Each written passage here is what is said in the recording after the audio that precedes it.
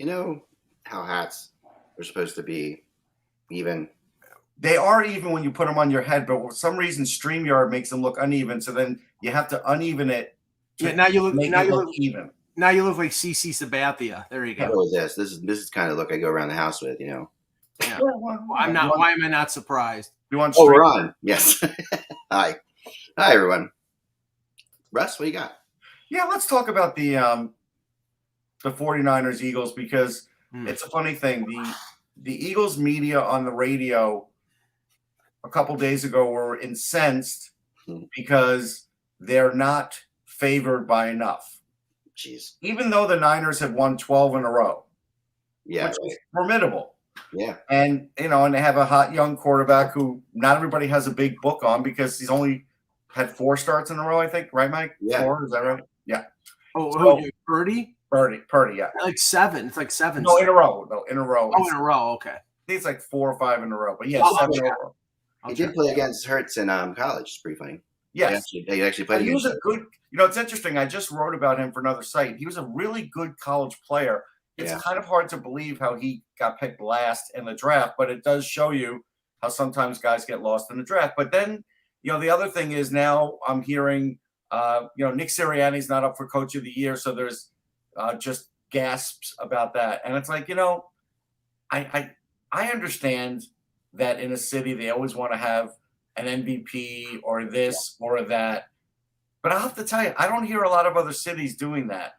And my feeling is, don't worry about who the MVP is. Don't worry about who the best quarterback is. Don't worry about who the best coach is. Just worry about if the team wins the game. To me, that's more important than these other things. But these other things in Philly, at least with football, take on a life of their own. It's unbelievable. Well, it's not just Philly. No, I know.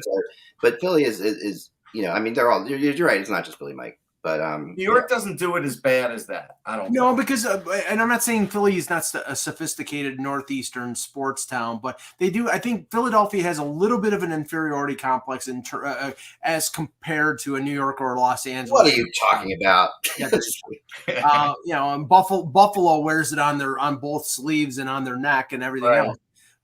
But okay, this is the pet peeve I have regarding especially the NFL.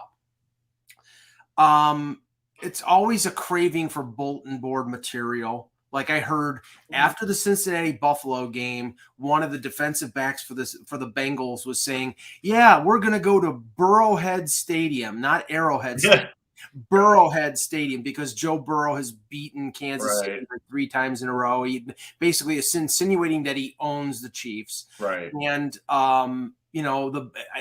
the injury to Mahomes has affected the betting line, where it's basically a pick'em game where Kansas City, they've been to the Super Bowl or the AFC Championship game 3 years in a row. I mean, there just seems to be, and I'll even go further than that, and maybe it's because I'm sort of an old fogey when it comes to the NFL and sports. I can't stand when these guys get a first down in the third quarter, when they're up by 21 points, they have to do this, and they have to put the ball out and drop it, and all the little celebrations. And every time there's an interception or a fumble, they got to run to the end zone to the camera and do their and this. It's so stupid. It wastes a lot of time. It's just asinine. I hate it. That's why, I will after the play happens, I'll switch it off and then don't sugarcoat it. Don't sugarcoat it for us or anything like that. I say this as kindly as I can. It might be time for you to give up sports. Because, you really hate it, Mike. I don't know anybody who has anything in their lives that brings more misery to them and sticks with it than you in sports. How does your mom feel about sports, Mike? I was always curious about this. Your mom must listen to you complain once in a while. Right? Once in a while? Yeah.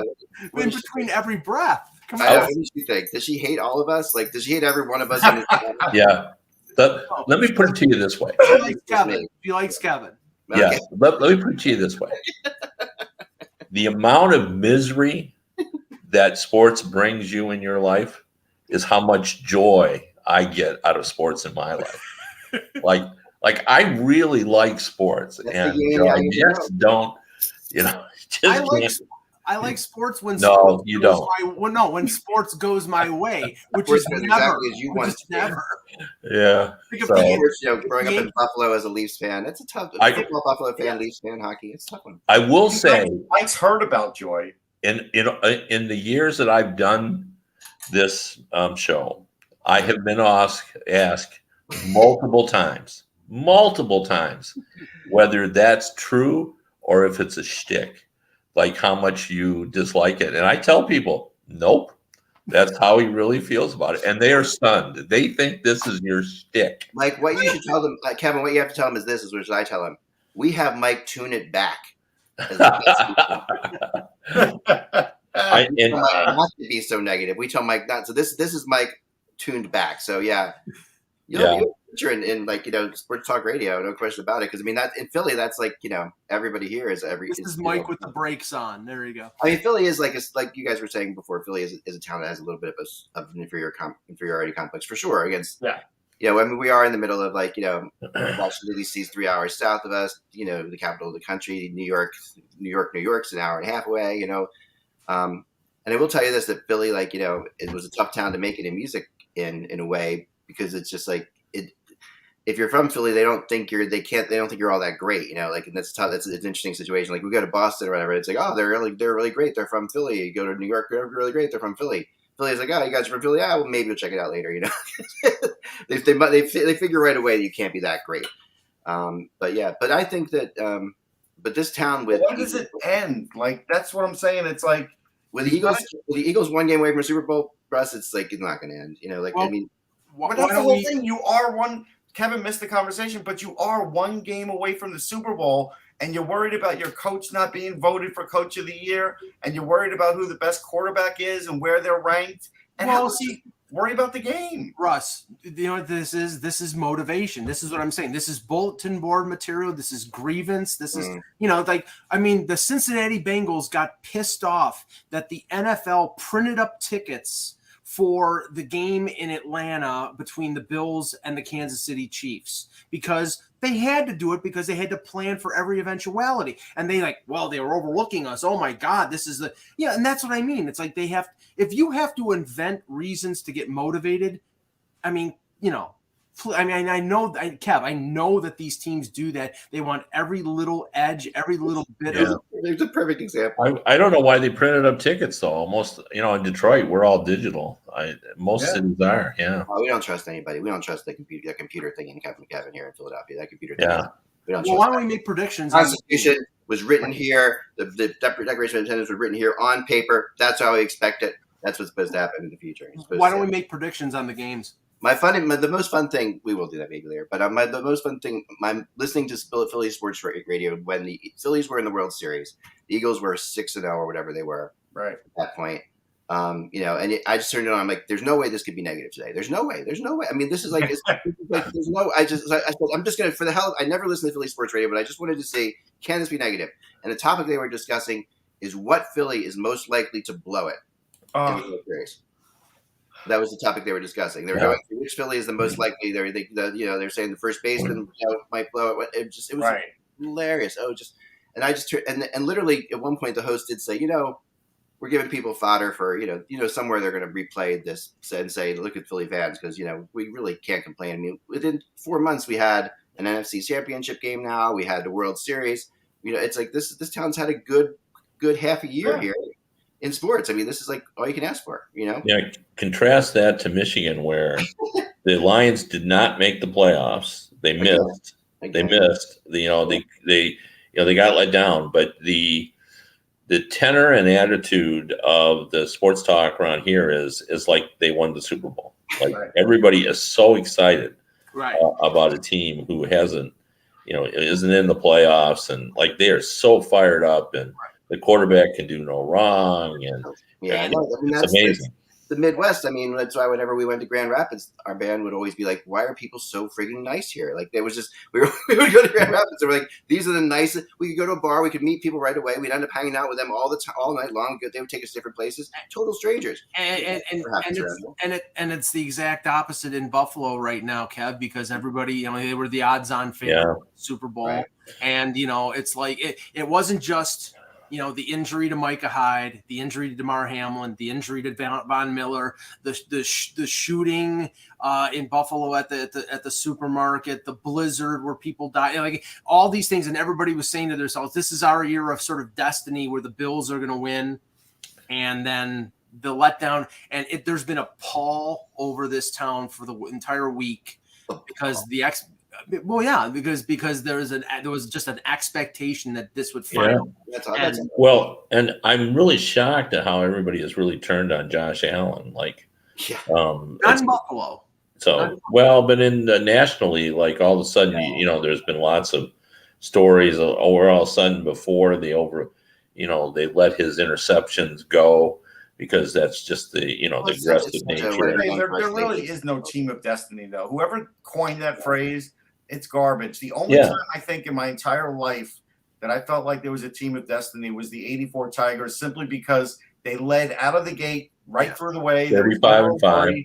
Yeah. 85, yeah. There was no worry, and they won the whole thing. And I was like, okay, that was the only team that was maybe super predictable. Well, let's hold that to when we start talking about hockey in a minute here, because are the Boston Bruins a team of destiny? Because they have the record.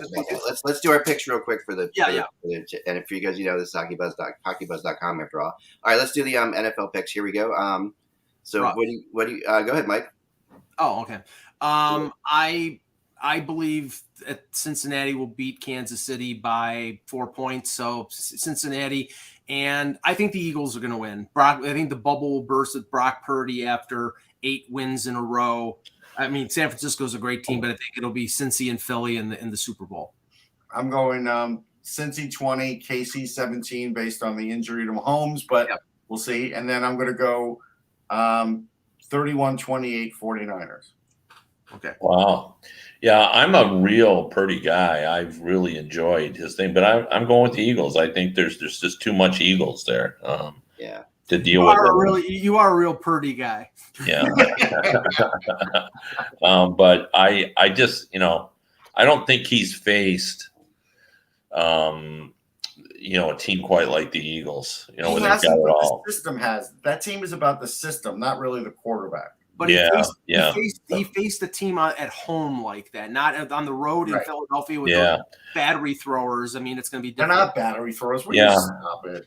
So I think they're going to win by 7 or 10 points. It's just a gut feeling. And then I really like Cincy. I think Burrows he's kind of the new American hero, and I really like that. And I'm totally with Russ on this. I think the injury to Mahomes, like high ankle sprain, like that's he's barely going to be able to move. And Kev, that's the thing that's aggravated everybody in Buffalo, because they've not been able to beat Mahomes in the playoffs, and he was debilitated by that injury. And it's like, okay, if we can get by Cincy, we probably can get by Kansas City, and of course they couldn't get by Cincy. I'll say this about Burrow: he's got the flair of Joe Namath in him. Like he has that attitude. But not the fur coat. Go ahead. For the pantyhose, okay, so I think the NFC Championship game is the Super Bowl. Personally, I think they're the two best teams left. They're not number 1 and 2 in defense, right? And that's. But I think the Eagles will take it. Home field was big for them. I do think the weather, and that building in general. San Francisco hasn't played on the East Coast in like 6 months. They haven't played in the Northeast all year. I think they're going to have and they're the 20th best, even though there's the first best defense overall, they're the 20th best pass defense, which doesn't bode well against the Eagles the way they play. Because they can do either. They can run you to death or they can pass you to death. Depends how hurt A.J. Brown is. That's going to be I think he'll be okay. But I think the Eagles will win that. But I do think Kansas City is going to win, just because I think that my theory on sports, when everything turns against something. Like when Mahomes is hurt, they never beat Cincinnati. Yeah, and then I also see the Andy Reid versus Eagles Super Bowl. story in the future. The big problem, I think the big problem for the Eagles is the backfield of the 49ers. Like Deebo Samuel, you don't know what he's going to do. You don't know how he's going to line up. We'll see. Sorry, guys. We talked too much about football. Here we go. Ready? Yep. The Hockey World. It is Friday, January 27th, 2023. I'm Michael Agello, and if I'm Mr. Negative, Eck is Mr. Counterintuitive. I'm Russ Cohen from Sportsology. That's it. Yeah. Kevin Allen, plain and simple. And I'm Eckman. You're watching the Football Buzzcast on HockeyBuzz.com. This is the podcast that brings you all the comings and goings in the hockey world. And sorry about that. We won't talk about football next week. Let's talk about Nathaniel Hackett as the offensive coordinator. No, we're going to talk about that. There's two things I do want to get to my main topic today, which we didn't get to yesterday. So we're going to go there at 1:45. Right. So okay. And at that time we're going to discuss MVP.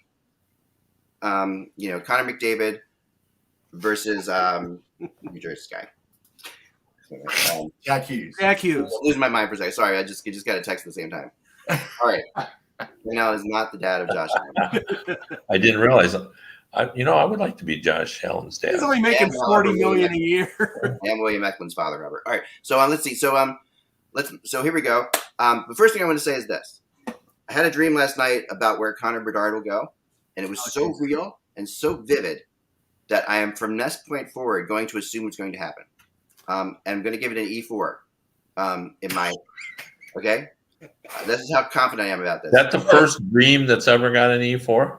Yeah, for sure. Yes, the source is God. It's like right, and God is somebody who's directly involved in this, because that's what an E4 means: is someone who's directly involved in it, and God is directly involved in ping pong. So therefore, since God told me this, I have no question, and from now on, we will know that it will be the Montreal Canadiens where Connor Bedard is, and he will know. Connor Bedard will be playing. On the wing, he'll be playing. He'll be playing along with other, great Slavkovsky and Suzuki. And I see Caulfield and Bedard as like a future dynamic duo like no other. I feel like this is unbelievably true. I will make a prediction. It's going to be anybody but the Montreal. This is going to happen. So just mark it down here. When it happens, you guys can all mark it down and say, "Eck, you knew it way back on January 27th." I'm telling you right now. So anyway, and negatory, but anyway. Rumors, real quick. I have a trade rumor. Can I do that?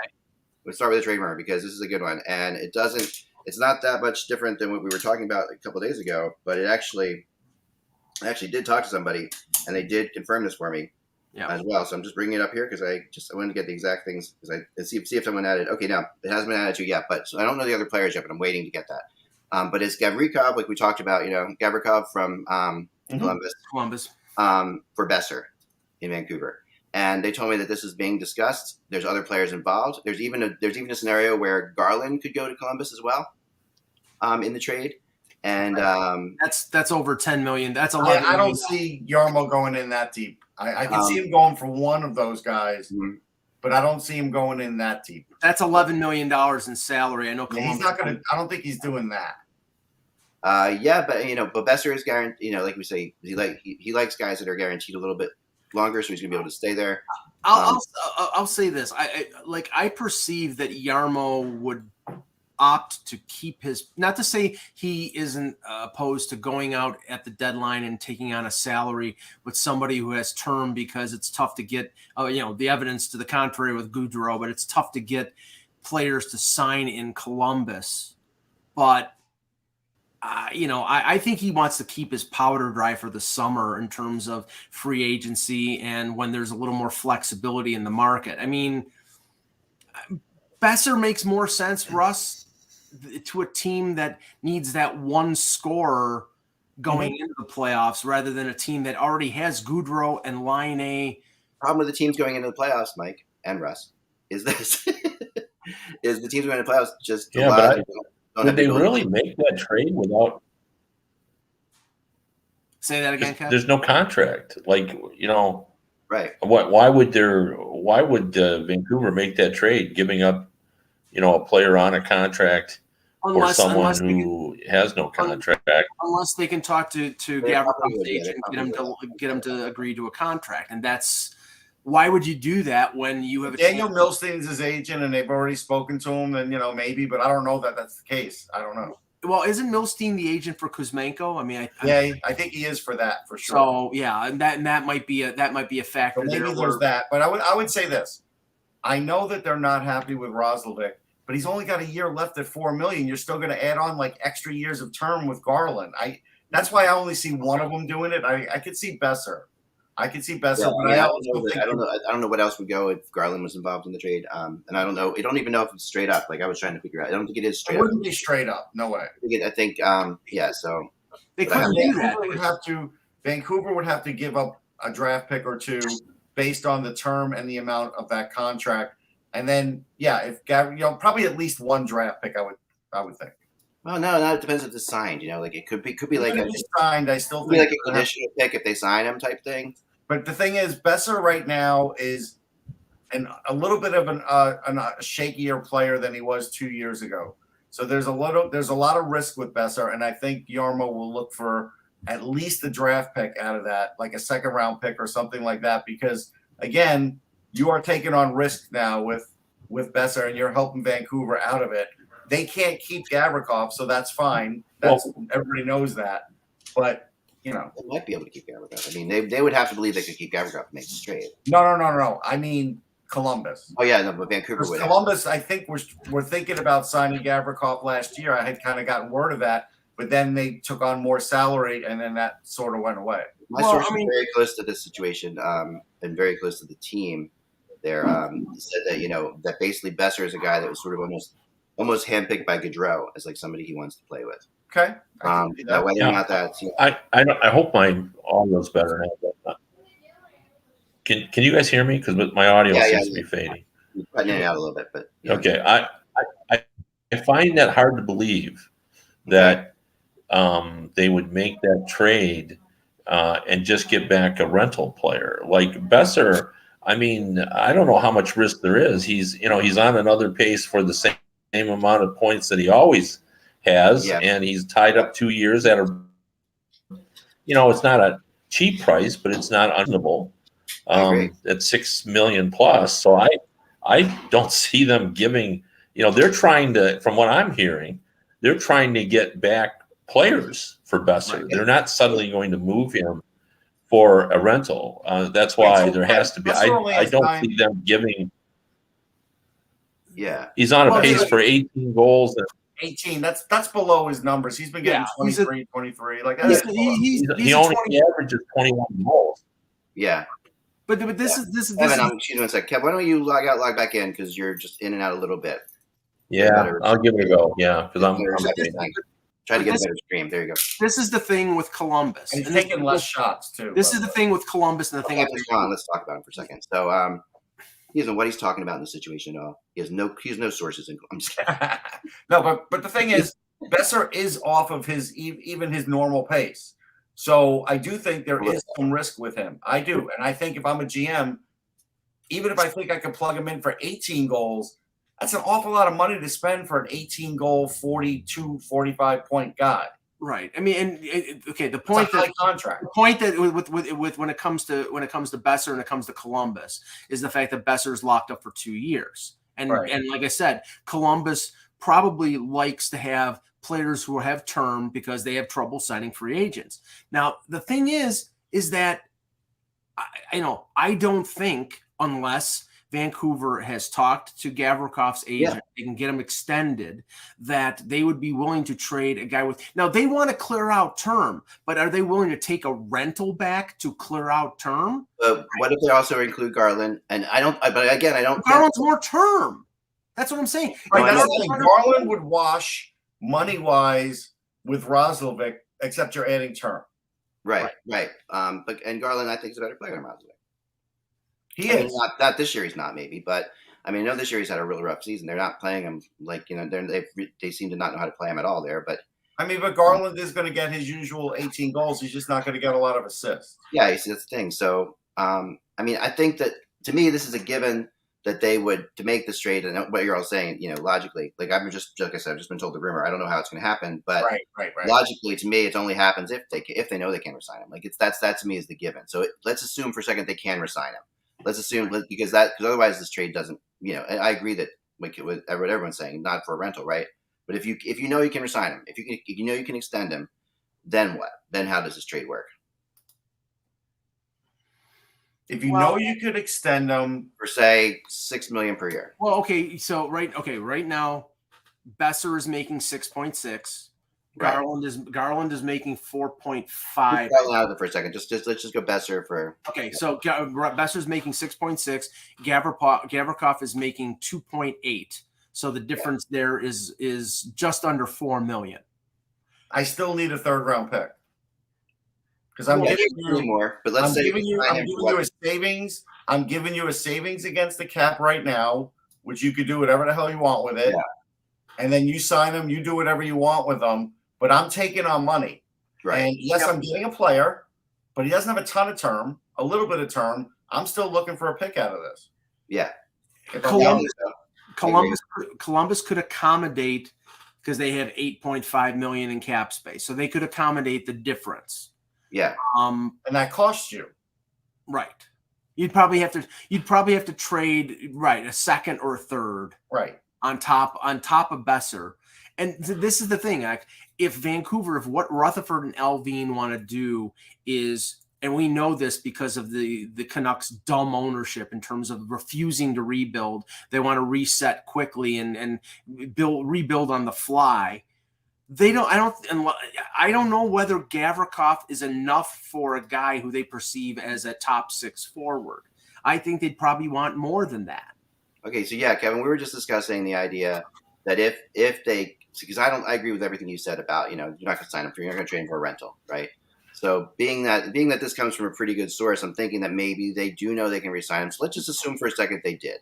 Let's assume for a second they knew they could get him for $6 million a year. Gavrikov's a $4.5 million defenseman.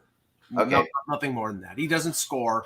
He's a defensive defenseman. He's physical. For a defenseman, which we all agree is at least $5 million. No, but he's not an offense. He has no offensive game. But still, I don't think that matters. Whatever it is, the point's still the same. Okay, let's just say $5-6 million, whatever, 4 to 6. Then, Kevin, what do you think of this trade? If they know they can sign him? Yeah, I mean, if they've allowed him to talk to his agent, and the only thing I was objecting to was the suggestion that they would have to give more to get him to take Besser. I mean, from what I understand. I mean, Besser's numbers are essentially where they've been. I mean, they're a little off, but 2 or 3 goals. But I'm also taking on money for you. I'm going to ask for a draft pick. I am. Yeah, I don't think you'd get that because they're trying to trade him as a, straight up for another player. Right. So then I would tell I would tell Rutherford, sorry, no deal. I've got 3 or 4 other teams. He's got 3 or 4 other teams lined up for Gavrikov. He can get multiple picks and a prospect. I get he can get a roster player out of this, but if it's not the roster player that they are wanting, like number 1 on their list, then they've got bargaining power. Yeah. The question is whether Jarmo values what potentially he could get in a deal for Gavrikov from a contender, which if we take the reports that are out there from guys like Aaron Portzline and other people who cover Columbus, they want the David Savard package. They want a 1 and a 3 for Gavrikov. I personally think that's a little rich, but okay. Say it's a 1 and a 4. Okay. Is that more valuable to Columbus than getting Besser? Probably not, because how many draft picks can they keep piling on? I'm going to preface it. If I'm getting the 1 and the 4 both in this year's draft, yes, I'm taking the picks. Okay. Yeah, if it was a 1, I would. Yeah, depending on that. I mean, now the other name is Tyler Bertuzzi. I was talking to people about today, Kevin. I know you're closer to this than anyone probably. So, and there are 3 teams that I heard involved with this. Minnesota, which is kind of interesting, I thought. The Panthers and the Maple Leafs. With the Maple Leafs being probably the biggest, and the Maple Leafs, I talked to somebody there who, I have a good source there, who Mike doesn't think is a very good source, but this guy will one day come to the press box and beat you up, Mike. But anyway, he tells me Mike up. I know, I have an idea of who this is, and I'm going to take Mike to take him out. Anyway, so Bertuzzi is an aim towards an inevitable, like we talked about. They have to gear up. They're gearing up for Tampa, right? Yeah, I think they will trade him if they they can't get him signed. But I am hearing a little bit that because he's been injured, and I would like to point out he's really just been unlucky. Sure. Got hit by 2 shots, and then because he's tried to get back quicker, and he has. He got back from a 6-week injury in 4, and then another 6-week injury in 5. He pulled a groin. Right. So, he missed another 2 games. He played again yesterday. So, I don't think this is his fault. It's just unlucky. But saying all that, he hasn't played. And he's only played 1 season out of the last 2 because he did suffer a back injury, 3 years ago. So what I've been hearing is the value that he had, say, last year when everybody in the league wanted him. Right. He's a 30-goal scorer. Now people are starting to go, well, we haven't seen him much this year. He only scored 30 one time, but he's a proven 20-goal scorer anyway. Right. So, yeah, I think they will trade him. Like, this is my take on it. Like, they wouldn't trade Larkin if they don't get him signed. They'll just play that out. Yeah. Try to get him signed, but I think they will want to try to get something out of Tyler Bertuzzi. Yeah.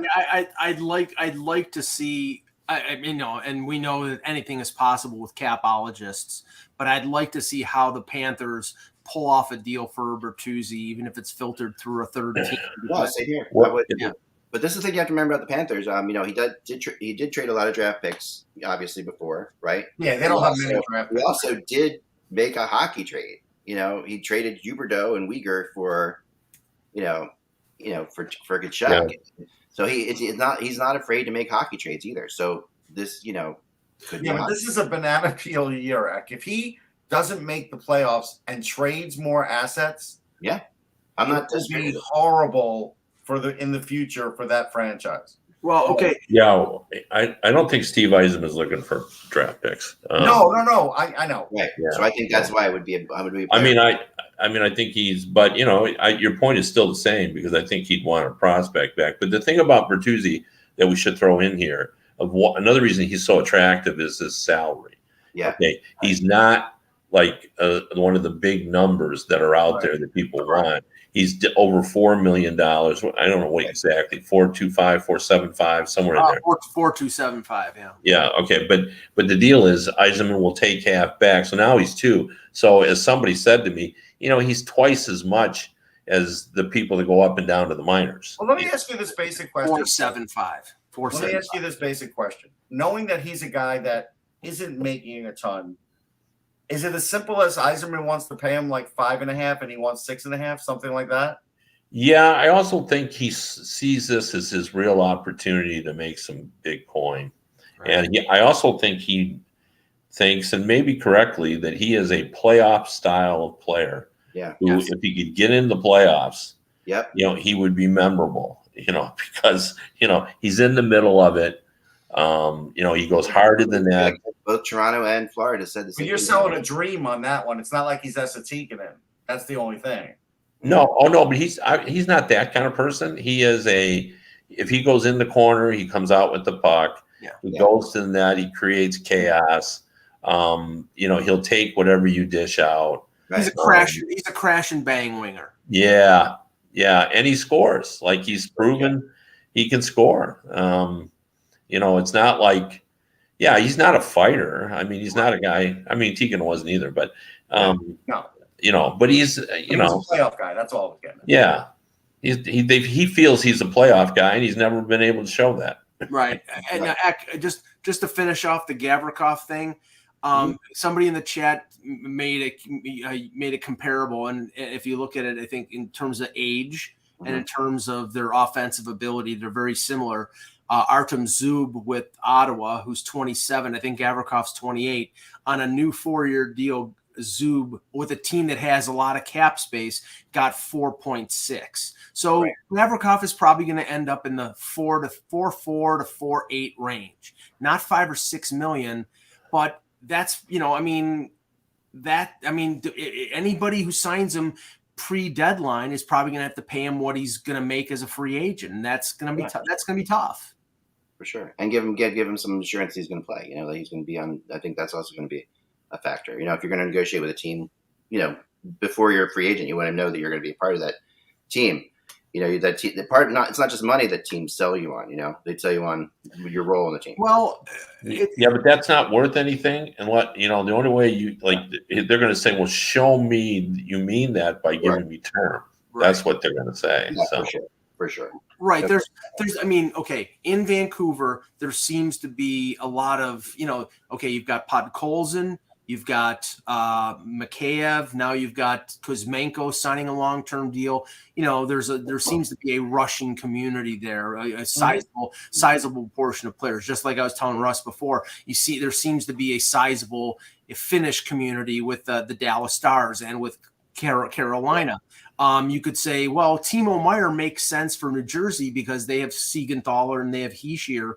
Fine, but you also have to pay these guys. And that's where, it's like, okay, it's nice to have countrymen there, but you also have to pay them what they're worth. The biggest fatal flaw with Vancouver, and it's been going on for years now, is their defense is bad, and they really had the moves that they made to upgrade it, like OEL and otherwise, have been horrible.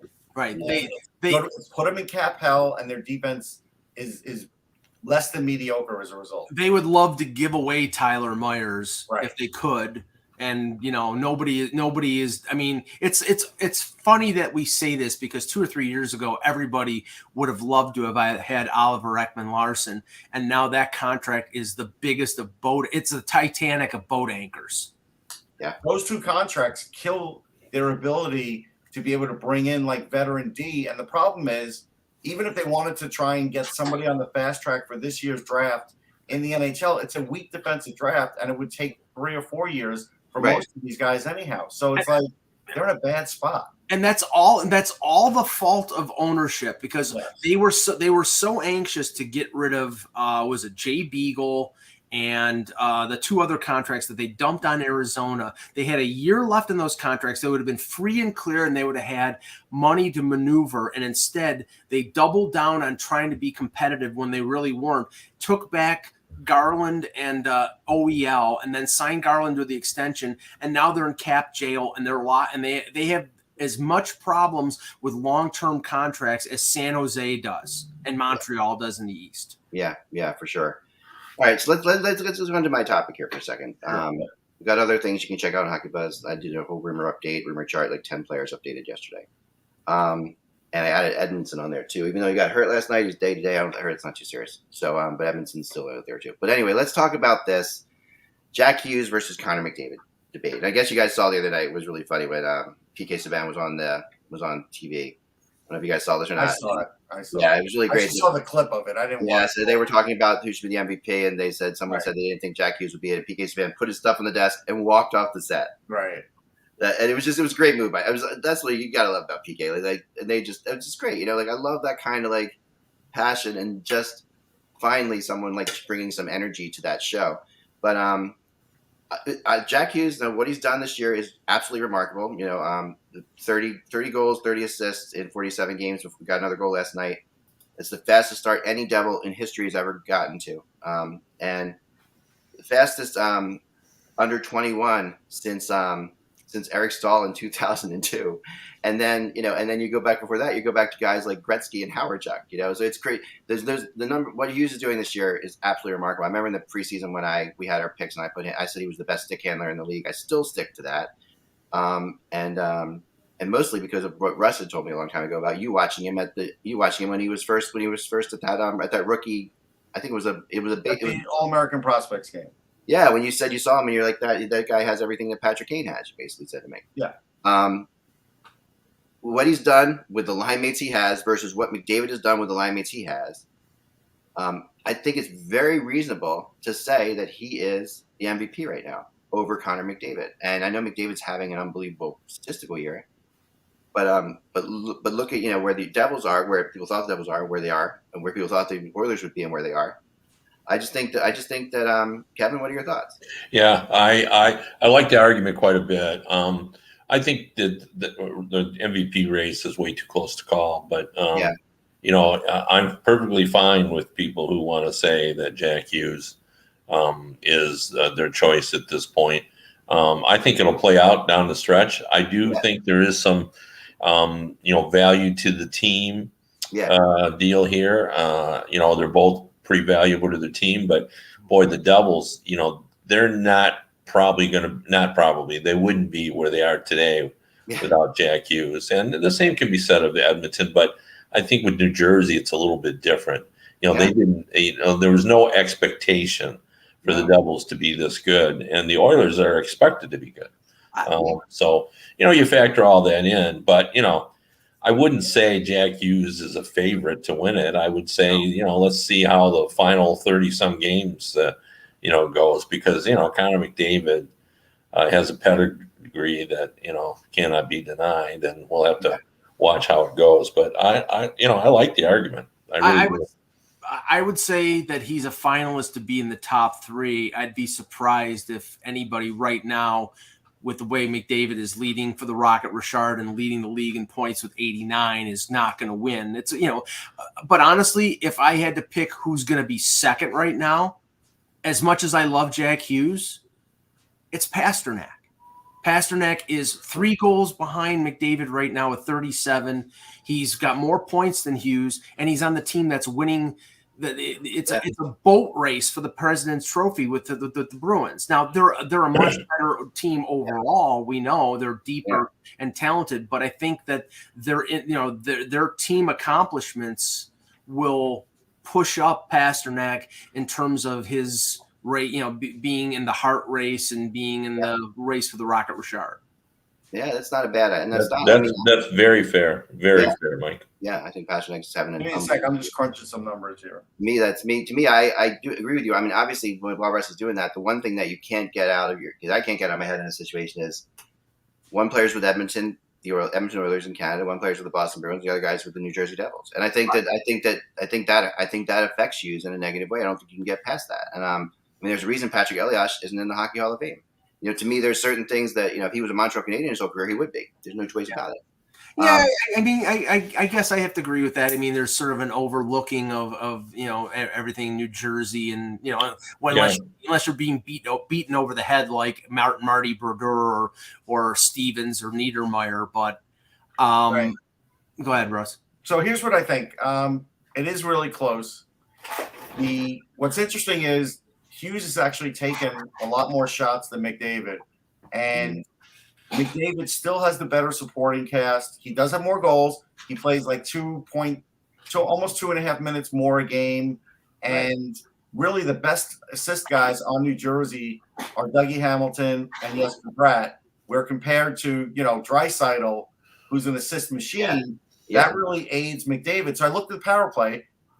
Edmonton's number 1. New Jersey's somewhere between 15 and 18. Yeah. McDavid's got 19 power play goals, and Jack Hughes has 6.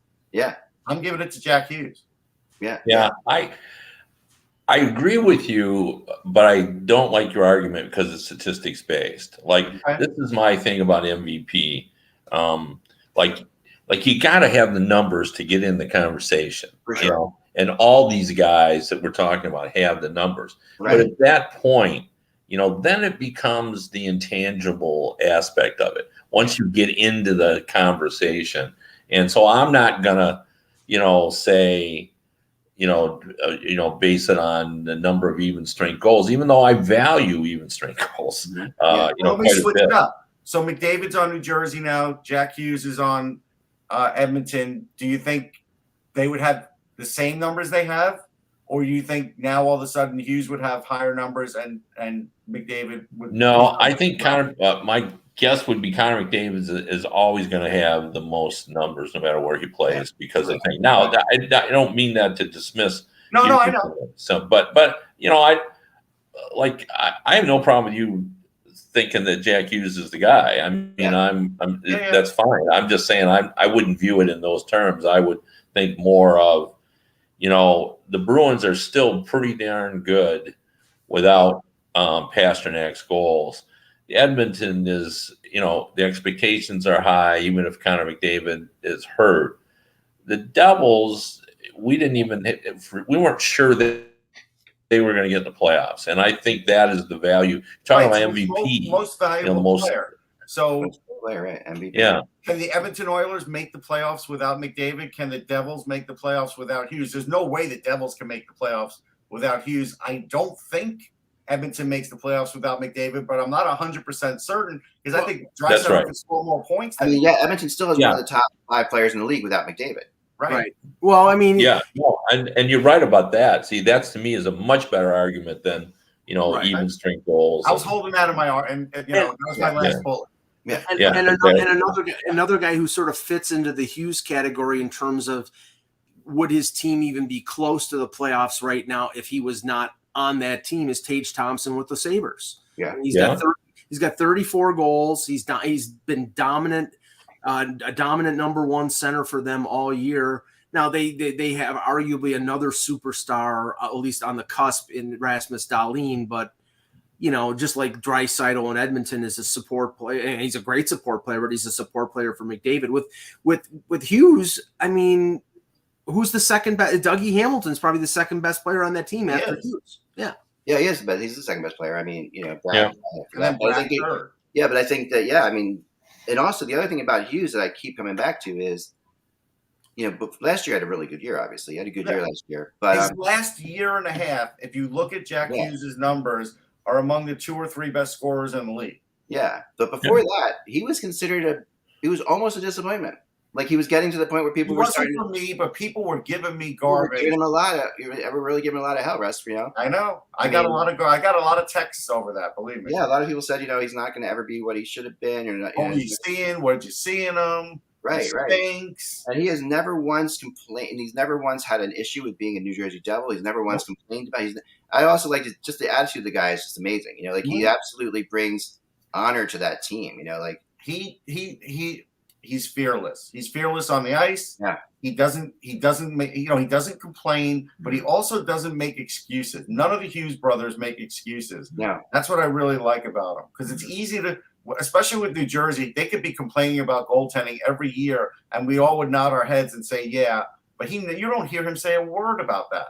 And the Devils are going to add Luke Hughes, this year. Yeah. He's going to be like their trade deadline pickup in a lot of ways. Well, I mean, it's hard to say that. It's hard to say that. Good job, Tony. Only because coming off of a college season, it's hard to assimilate yourself into the pros now. And again, especially a guy that's used to carrying a puck like him and everything, he's going to have to play a little differently. I don't know. I don't know what's going to happen. Especially on defense. I think you can slip a forward in there. Absolutely. Like Kreider, the way Kreider came in, much easier. I'm going out on a limb and thinking he's going to be a monster. And the reason I say that is because I watched the preseason a little bit with him playing at the NHL level, a little bit. Yeah. And, you're going to put him on the second power play, that's fine, but he does a lot of the same things Hamilton does. Yeah. And that's, he comes into the top 4 spot right away in my mind. And no, I think I don't know that he's good enough defensively yet. No, I think he would be a number 5. He's slot him in at 5. Heck, I mean, we've had 2 examples this year in terms of players with top 5 picks coming into the NHL out of college. One, Jake Sanderson with Ottawa, and the other one, Owen Power with the Sabres. You're 40 games into the regular season. Power is just starting to really get comfortable now. He's had 2 goals in the last week, and we know he's a premium talent. Sanderson, like I said at the beginning of the year, I think he's a great talent, but it was going to take him a little time. Yeah. He was always exceptional on defense. Yeah, he had offense too, but he's generally the case at all. Of course, I know that's generally the case. But sometimes you have a player that just sort of transcends that. I just think he's going to be that player. He hasn't been good enough even in college defensively. Right. Kevin, that I know that he hasn't played against NHL players, And his game showed some holes at the World Junior, so he was trying to do too much. I mean, he's an incredible talent. I'm completely on board with that, and he's going to be a star. But I'm just saying, right now, 2 months from now. On defense. So I look at the Devils situation, and I don't know. I can't read Tom Fitzgerald's mind, but when you have 2 UFA defensemen in Damon Severson and Ryan Graves, they better sign one of them, because they're not signing Graves. I'm pretty sure of that. I don't care if Nemec is ready, and I don't care if Luke Hughes and both of Nemec are coming in. They're both young 19, 20-year-old defensemen, and those guys make mistakes. Yeah. Well, and that's the other thing, Eck. You're also Nemec could come up anytime. He's a half a point a game in the AHL. Right. So it's hard for me to put Luke Hughes ahead of him now in development.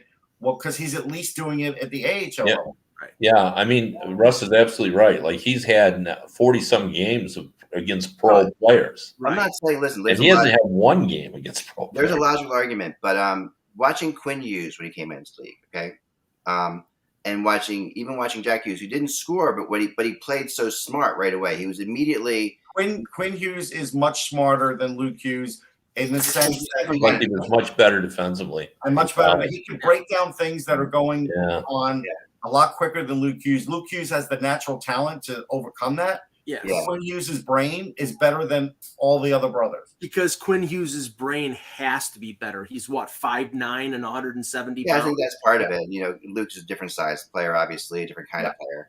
But just watching him play, I'm very impressed with the way he sees the ice and the way he positions himself.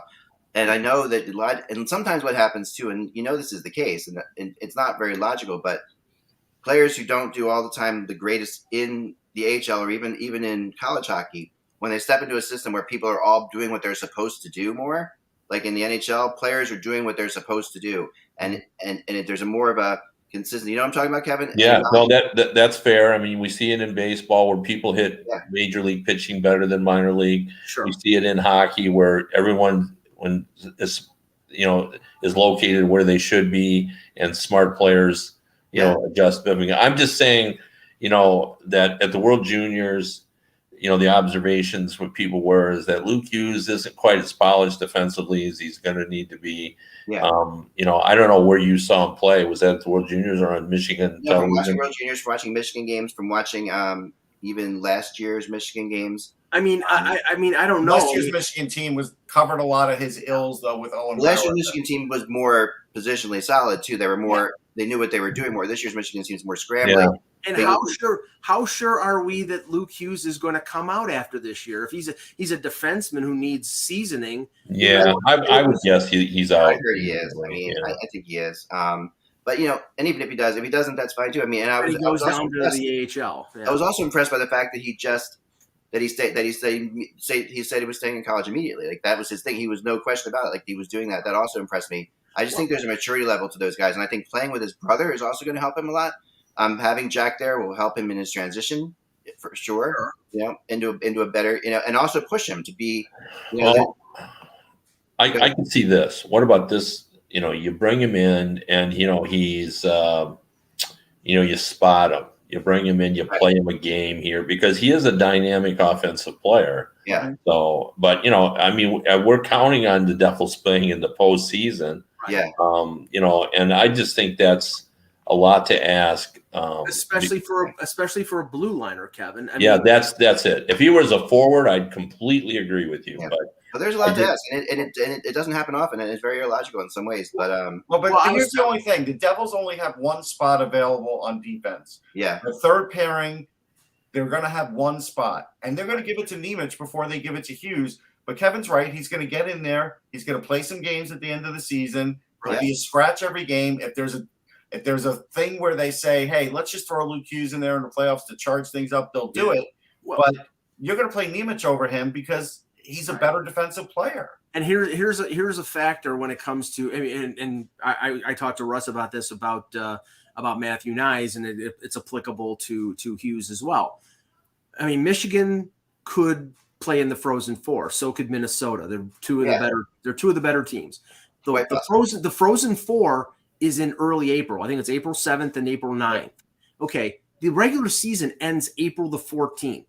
Maybe a player like Nyes, if he signs a contract after the Frozen Four, could step in and play 1 or 2 games to burn the first year of his entry-level contract, and maybe the Leafs would be confident enough to put him on a fourth line in a playoff scenario. But I just can't see New Jersey, who hasn't made the playoffs in forever, putting Luke Hughes in a situation and scarring him by him risking him getting burned in a playoff scenario against the Rangers or whoever they play. So I would hesitate at that. Here's the one thing. Listen, guys, logically, I'm not gonna argue with any of you. It's just a hunch. I don't know what it is. It's something about his style, something about his thing. I think, and I haven't seen Nemec play very much, so I can't compare. But I think here's the important thing: when a forward comes in and he comes in like that, and I talked about Kreider, and they just inserted him. They don't expect any defense. All they expect him to do is play offense and do what you can. Right. That's what he did. The next season, when Kreider had to start the season with the team, it was a massive jump for him. And he, did not start out well because now all of a sudden he was expected to be a 200-foot player. Right. Then he wasn't. But when you're a defenseman, you have to be a 200-foot defenseman the minute you get in there, no matter whether your offense is good or not. Right. All right. Well, let's move on to one last thing here before that, and we might, unless you have anything, Mike, you might have something. Well, just I wanted to mention the Austin Matthews injury. That's the Austin Matthews. Go ahead. So it came out this morning when Matthews was not at the morning skate that he suffered a knee sprain in the game against the Rangers on Wednesday. They're saying a minimum of 3 weeks.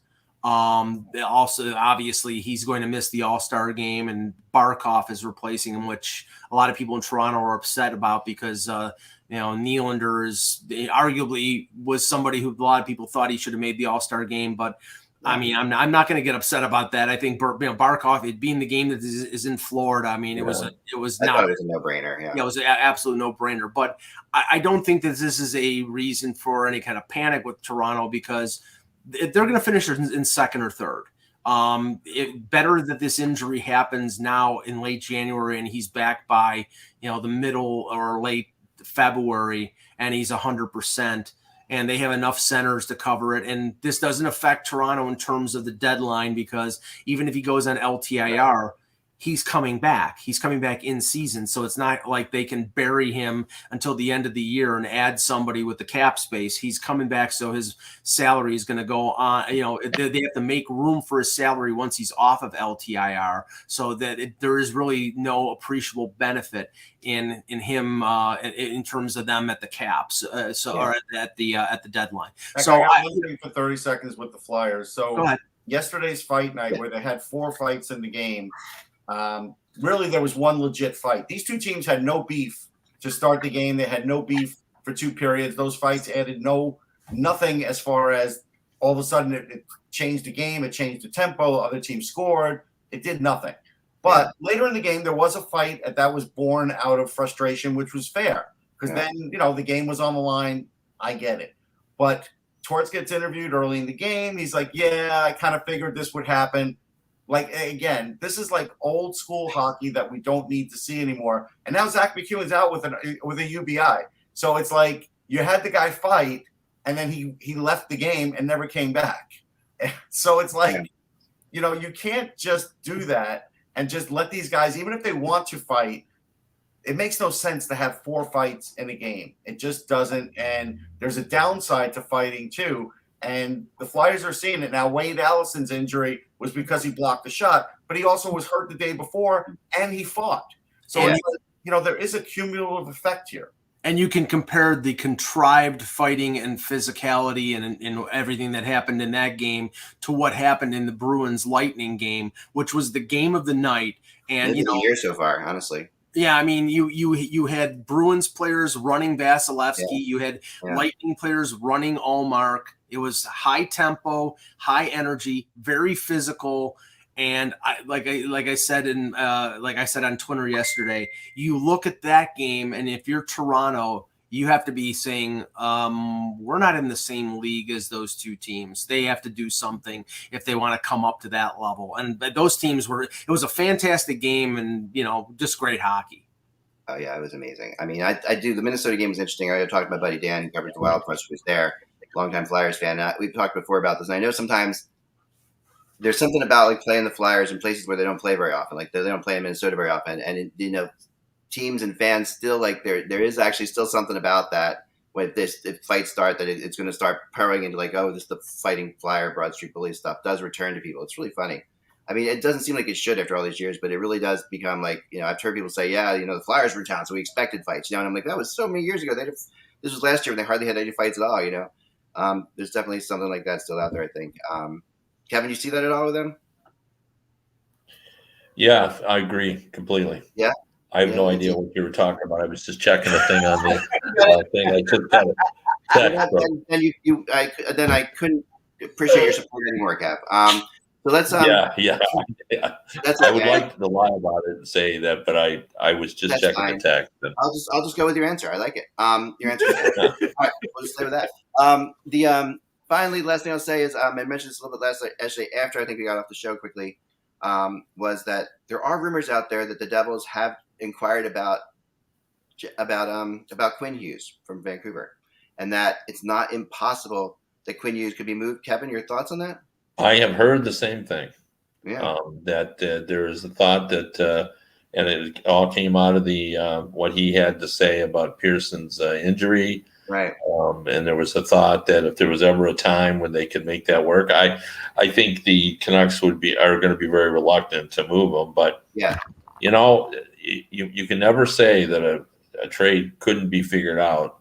Yeah, that it's impossible. So So is like the Hughes family going to move from like Florida to Parsippany, New Jersey now? Like, is this what's going to happen?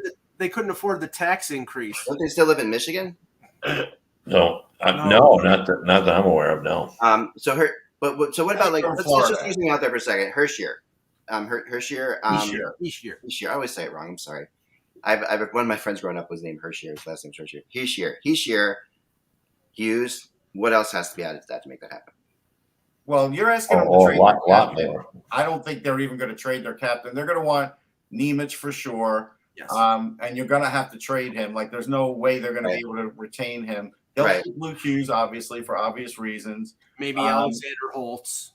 Yeah, Holtz would be in that deal. Holtz a first-round pick would be in that deal. To start. Holtz was in a first for Hughes. That's pretty good.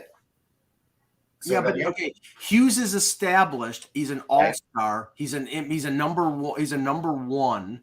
Yeah, and I mean, you're talking about 2 first-round picks with a lot of potential and a number one. Right. But you have to be giving Vancouver somebody who's established. Yeah, I mean, I think Nemec will play for them right away. He will. Yeah, I would think the Dawson Canucks could be the other guy. Yes. What are you saying, Kev? Sorry. I would think the Canucks position would be this: we don't want to trade him. We aren't likely to trade him. But if you bowl us over, so I'm not sure that's enough to bowl them over. Even take out Holtz, give him Mercer. That's fine. That's probably what. But even then, I don't. I guess maybe, but I mean, you're getting a starting forward who's really had a good year last year, having another good year this year. You're getting a defenseman you can have for the next 10, 12 years, which, again, you're desperately needing defense. You're getting a first-round pick. Again, you need picks. I don't know. That's kind of a lot. If you're giving up, as Mike said, a very established no question. I love all-star caliber defenseman. So you give all right, so then it's pretty close to me. So I'll give a first and a second, Mercer and Nemec. That's what I'll give him. That's now I think you got to talk about that. But But I don't. The problem you're going to have is, Vancouver already knows, because they don't have a good defense right now. They know how hard it is to build a good defense, and now they're going to give away a piece. Now you're giving them back one that you think's going to be there, but he's never going to be Quinn. He's going to be. No, I mean, he's not going to be Quinn, but it's easier to sign like John Klingberg for a year to run your power play and it's not going to be as good as Quinn Hughes, than to find a good all-around defenseman who has some physicality to him like Nemec, who also has, offense in his game, a lot of it. But what you're getting here is 3 players who will be in your lineup if you're Vancouver, who are on their entry-level contracts. So that's, and you're trading away a great talent who's making almost $8 million. Right. It allows you to sort of remake your roster. It does. And and I think, and what is the PR value of the Devils having all 3 Hughes brothers? I think is pretty high. It's off the charts. Yeah, I mean from their perspective, but in order to make that trade, you first then have to do something they've been unwilling to do, which is to say we're going to rebuild. Right. Yeah. And I don't know if Rick Tocchet came in there for that. That's the problem. I will never believe Francesco Aquilini will agree to rebuild when it's been in his face for a decade to do the same thing. He refuses to do it. I don't think he ever will do it. So Can you block State of Survival? He's telling us D'Angelo's better than Quinn Hughes. Will you stop? Whatever. We can just end the show, Russ. Ladies and gentlemen, thank you very much for joining. Have a great weekend. Remember, without the buzz, it is just hockey. And remember to not drink too much before the show next time. Just, go easy on the